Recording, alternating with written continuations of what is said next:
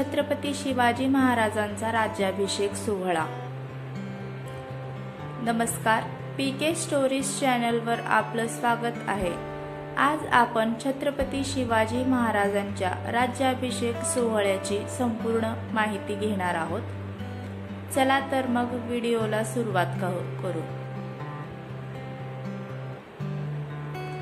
छत्रपती शिवाजी महाराजांनी ज्येष्ठ शुद्ध त्रयोदशी शालिवाहन शके 1596 म्हणजेच 6 जून 1674 ला स्वतःच राज्याभिषेक करून घेतला आणि एका सार्वभौम राज्याचा जयघोष केला।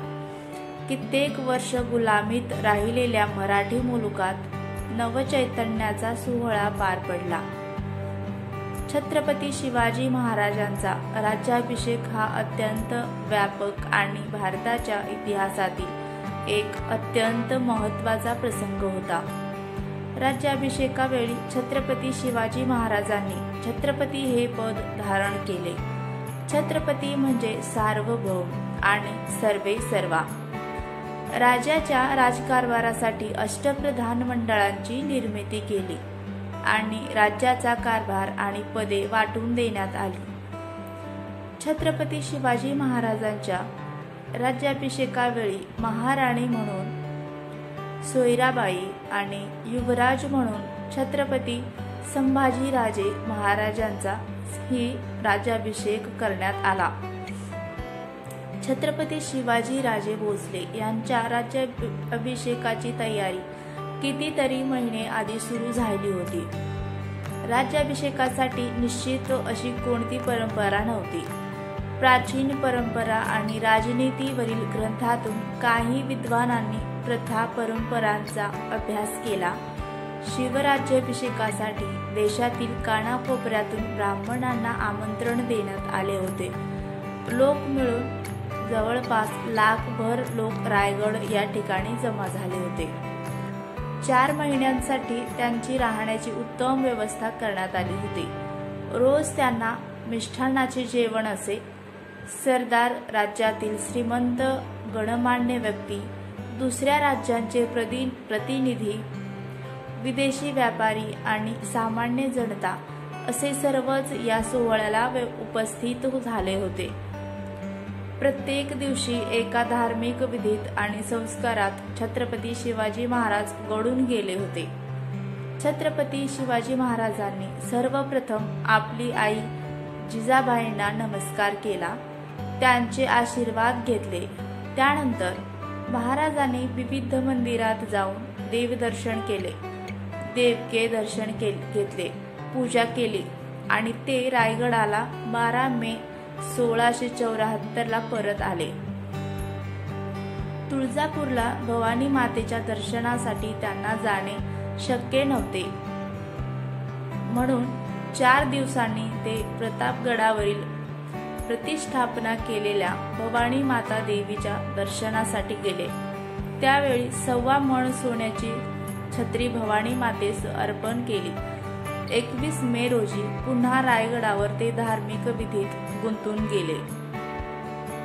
महाराजांनी 28 मे दिवशी प्रायश्चित्य केले, जानवे परिधान केले। दुसऱ्या दिवशी 2 राण्यांबरोबर पुन्हा विवाह विधी केला। त्यावेळी गागाभटांना 7,000 होन तर इतर सर्व ब्राह्मणांना मिळून 17,000 होन दक्षिणा दिली। दुसऱ्या दिवशी महाराजांची सोने, चांदी, तांबे, जस्त, कथील, शिसे आणि लोखंड अशा 7 धातूंनी वेगवेगळी तुला झाली। शिवाय वस्त्र, कापूर, मीठ, खिळे मसाले, लोणी, गूळ, फळे इत्यादींच्या तुला झाल्या। 6 जून 1674 ला राज्याभिषेक झाला। या दिवशी पहाटे उठून मंत्रोच्चार आणि संस्काराबरोबर अंघोळ करून कुलदैवतेला स्मरून राज्याभिषेक सुरू झाला। गागाभट आणि इतर ब्राह्मणांना यावेळी आभूषणे आणि वस्त्रे भेट देण्यात आली। यावेळी छत्रपती शिवाजी महाराजांनी शुभ्र वस्त्र परिधान केले होते, गळ्यात फुलांच्या माळा घातलेल्या होत्या। राज्याभिषेकात राजाचा अभिषेक आणि डोक्यावर छत्र धरणे हे 2 प्रमुख विधी होते। 2 फूट लांब आणि 2 फूट रुंद अशा सोन्याने मडवलेल्या मंचावर छत्रपती शिवाजी महाराज बसले।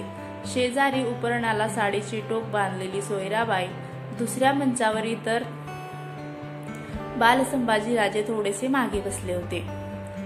अष्टप्रधानातील 8 प्रधान गंगेसारख्या विविध नद्यातून आणलेले पाण्याचे जलकुंभ घेऊन उभे होते.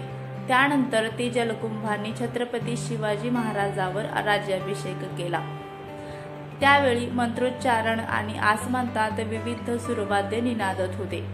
16 सुवासिनींनी पंचारती ओवाळली.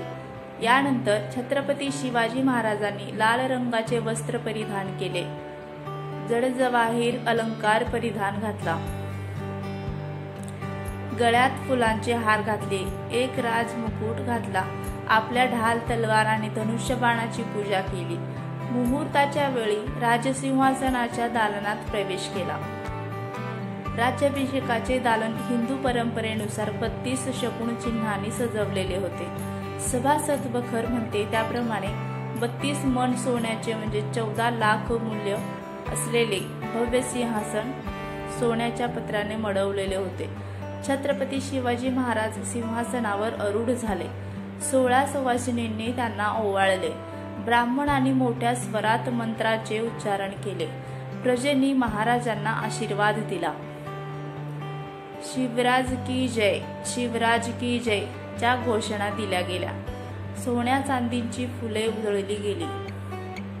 विविध तालवाद्य सुरवाद्यांच्या जयघोषात आसमंत भरून गेले. ठरल्याप्रमाणे प्रत्येक गडावरून तोफा डागल्या गेल्या. मुख्य पुरोहित गागाभटांनी पुढे येऊन राजांच्या डोक्यावर मोत्याची झालर ठेवत शिवछत्रपती म्हणून उच्चार केला. राजे छत्रपती शिवाजी महाराजांनी सर्वजणांना खूप धन भेट म्हणून दिले. त्यांनी एकूण 16 प्रकारचे महादान केले. त्यानंतर विविध मंत्रीगणांनी सिंहासनापुढे जाऊन राजांना अभिवादन केले. छत्रपतींनी त्यांना या प्रसंगी विविध पदे, नियुक्तीपत्रे व घोडे, हत्ती, रत्ने, वस्त्रे, शस्त्रे दान केली. हे सर्व सकाळी 8 वाजेपर्यंत संपले. समारंभ संपल्यावर छत्रपती शिवाजी महाराज पहिल्यांदा एका देखण्या घोड्यावर स्वार होऊन जगदीश्वराच्या मंदिराकडे गेले. तिकडून हत्तीवर स्वार होऊन त्यांची मिरवणूक रायगडावर निघाली. इतर 2 हत्तीवर जरी पटका आणि भगवा झेंडे घेऊन सैन्याचे प्रतिनिधी होते. सोबत अष्टप्रधान आणि इतर सैन्य होते. रायगडावर ही मिरवणूक जात असताना सामान्य जणांनी फुले चिरमुर उधळले, दिवे ओवाळले. रायगडावरील विविध मंदिरांचे दर्शन घेऊन महाराज महालात परतले. अष्टप्रधान मंडळ संपादन.